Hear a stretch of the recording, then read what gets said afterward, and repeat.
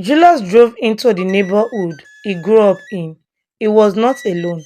He was moving in a convoy of some really expensive and modern cars, with the police escorting the convoy, armed to the tooth. It was as if a president was passing, much to the dismay and admiration of the onlookers. Julius told his team to slow down near a small market around the corner. He came down from his car. He took a large wad of naira notes and threw it into the air towards the market women. The people in the market scrambled to pick as much cash they could lay their hands on. Julius smiled in self-contentment as he entered back into his car and ordered his team to drive on. He knew this market very well, and he still recognized most of the faces here. He used to hawk tomatoes in the market after school. Even some of the traders in the market recognized him. They all murmured in bewilderment at how wealthy Julius has become overnight. While some admire his newfound wealth, others just could not help but have an erring feelings about the source of his wealth. They all knew Julius' family. They were really poor, and they could not help but wonder what had made him rich in such a short period of time. Julius was the only child of pastor and evangelist Mrs. Kende. They were a humble Christian family.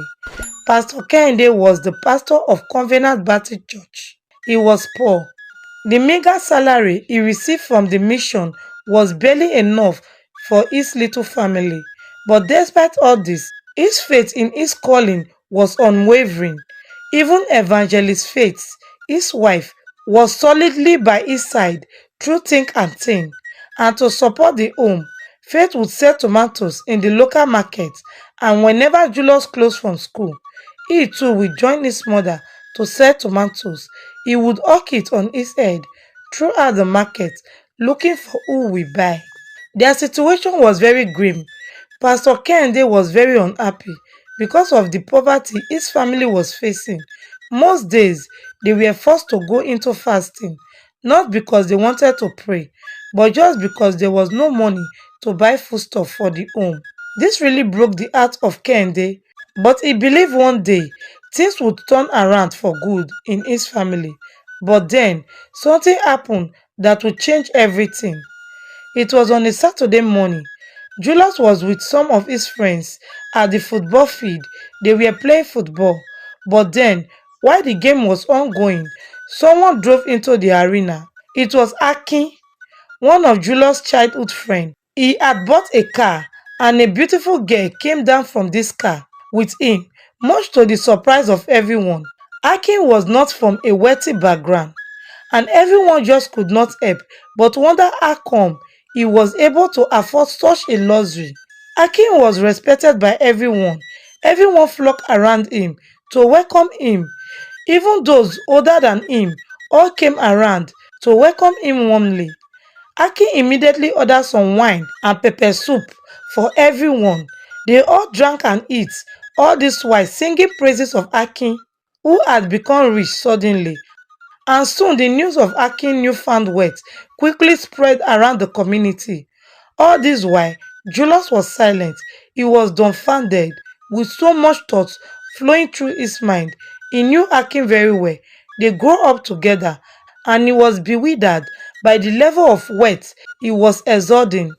Even though he had an erring feeling about the source of his wealth, he just could not help but admire the level of respect his newfound wealth had earned him.